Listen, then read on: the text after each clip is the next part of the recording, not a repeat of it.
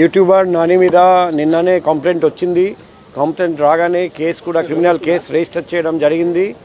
ఇప్పుడు దర్యాప్తు చేస్తున్నాం. ఇంకా కొందరు ముందుకు వచ్చి కంప్లైంట్ ఇస్తున్నారండి. ఆ కంప్లైంట్ కూడా సేకరిస్తున్నాం. త్వరలో చట్టపరమైన చర్య తీసుకోవడం జరుగుతుంది. సార్ ముఖ్యంగా బెట్టింగ్ సంబంధించి ఎలాంటి నిఘా ఉంది సార్? మ్యాచ్ కూడా ఉంది కాబట్టి మేము కాన్స్టెంట్ నిఘా పెట్టాము సోషల్ మీడియా మీద. ఎవరైనా ఇటువంటి వీడియోస్ పెడితే మేము ఇలాగే కేసు కట్టి చర్య తీసుకుంటాం, చట్టపరమైన చర్య తీసుకుంటాం. పబ్లిక్కి కూడా రిక్వెస్ట్ చేస్తున్నాం, మీ నాలెడ్జ్లో ఇటువంటి వీడియోస్ ఉంటే online betting app, cricket betting app promote చేస్తున్న ఎవరైనా వీడియోస్ పోస్ట్ చేస్తే మా దృష్టికి తీసుకురండి. ఎందుకంటే వీళ్ళు ఇన్ఫ్లుయెన్సర్స్, వాళ్ళు సమాజంలో మంచి పని చేయడానికి ప్రయత్నం చేయాలి. కానీ సమాజంలో ఇటువంటి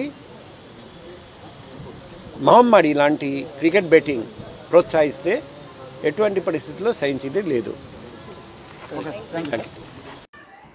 ఎస్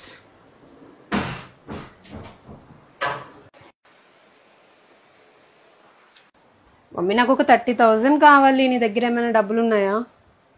30,000 ఎందుకు? ఎందుకంటే కొంచెం మోర్కి వెళ్తాను, ఇంకా కొంచెం షాపింగ్ ఉంది, అందుకని.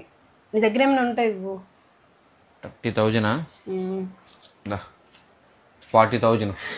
30 అడిగితే 40 ఇచ్చా. నీకెలా ఇంత ఫాస్ట్గా? అంటే చాలా రోజులు